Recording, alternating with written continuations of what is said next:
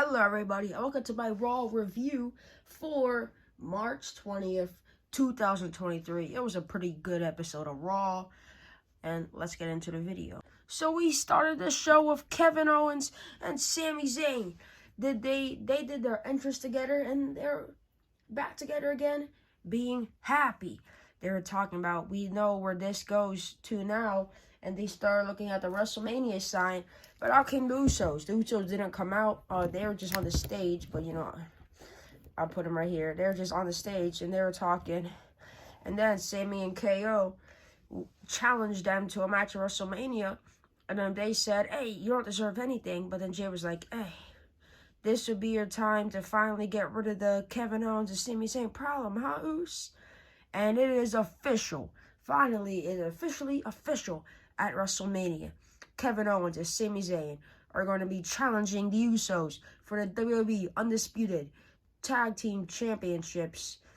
And should be the main event of night one. Then they had a brawl, and then they saw Roman Reigns backstage coming to Raw. So yeah, this needs to be the main event of night one.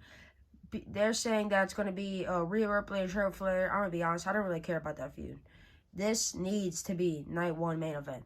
Then we had Austin Theory versus Montez Ford in an absolute banger of a match, as we knew it was going to be a great match. And, of course, Austin Theory got the win. Montez Ford was so close to winning, but we knew Theory was going to win. And then he cut a promo on John Cena saying that it is inevitable that he will beat John Cena at WrestleMania. Then we saw backstage the Bloodline, but then Roman wanted to just talk to Jay. And then Roman told Jay, are you with us? Or are you with us? And Jay said, yeah. And then Roman said, I love you, Jay. I love you. That's all that happened. Then we had Omos versus Austin Theory in a squash match. Omos beat him. He hit him with 3 full moves, and Omos won. I love Ali. I don't know what they're doing with his gimmick right now, but I don't know. And then Omos, MVP talks for Omos saying that Brock Lesnar will lose to Omos at WrestleMania.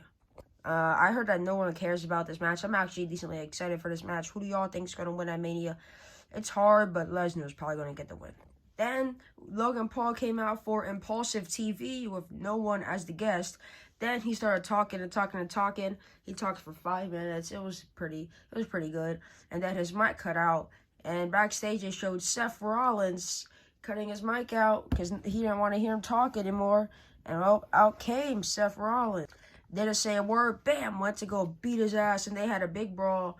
But then Seth Rollins is attacking Logan. Bam!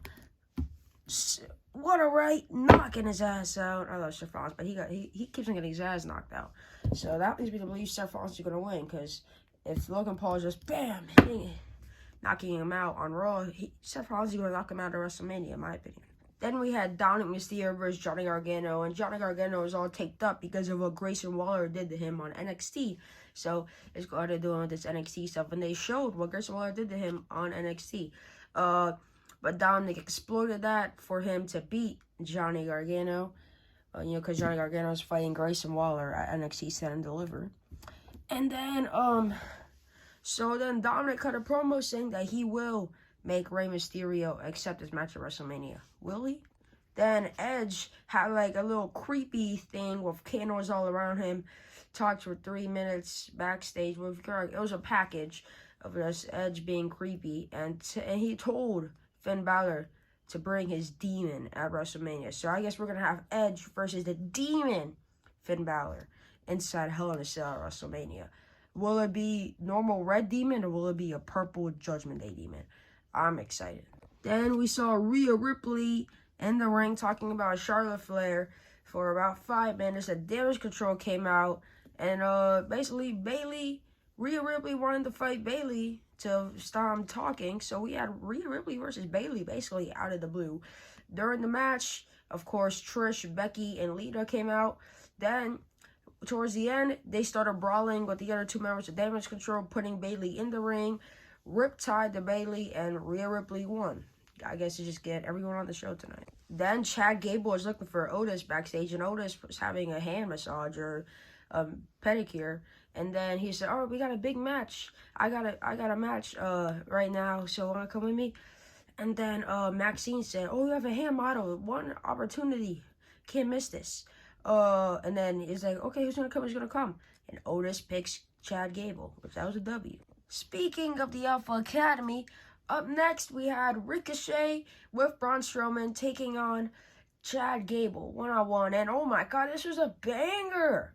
An absolute banger. We had "This Is Awesome" chants during this match. I mean, two underrated guys. I think Chad Gable is getting his flowers, but Ricochet is very underrated in my opinion, and he's one of my favorite. He's my favorite current WWE superstar. Oh, and Ricochet got the W. It's mainly because Maxine Dupree came out, distracted Otis, and Gable was like, "Otis, Otis," and then Ricochet hit Gable with I think the recoil.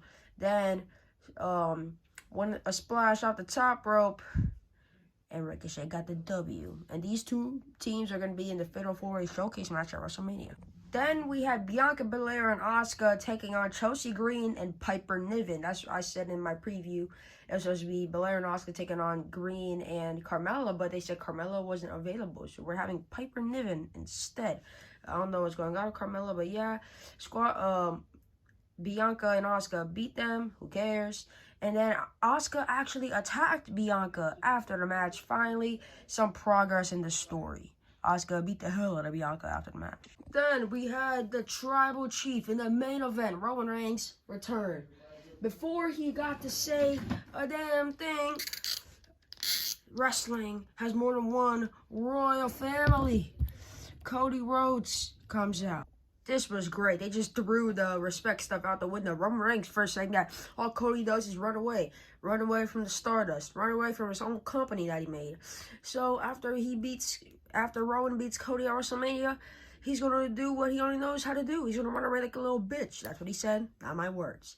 And then Cody started clapping back at him. He's like, "Once you lose at WrestleMania, Roman, your whole bloodline's gonna leave you. Jay gone, Jimmy gone. Solo, he's going to leave as well. And Paul Heyman, he's going to become an advocate and leave as well." And the story is really picking up. Then Roman left. He was leaving with the wise man, Paul. But Cody and Solo were going face to face. But then Roman was like, "Solo!" That's right, it's over here. And Cody was like, "You'll never be anything." And then Solo was getting ready. He was like, "Ha!" And was going to go after Cody, but then Cody hit Solo for big boot. Then Solo was going to hit him again. He's like, "Ah!" But then Roman stopped it, and Roman and Solo left. And that is how Raw ended, ladies and gentlemen. If you guys want to enjoy, make sure to hit the like button and subscribe. Y'all excited for WrestleMania? I'm sure as hell excited for WrestleMania. And I'll see y'all in the next one.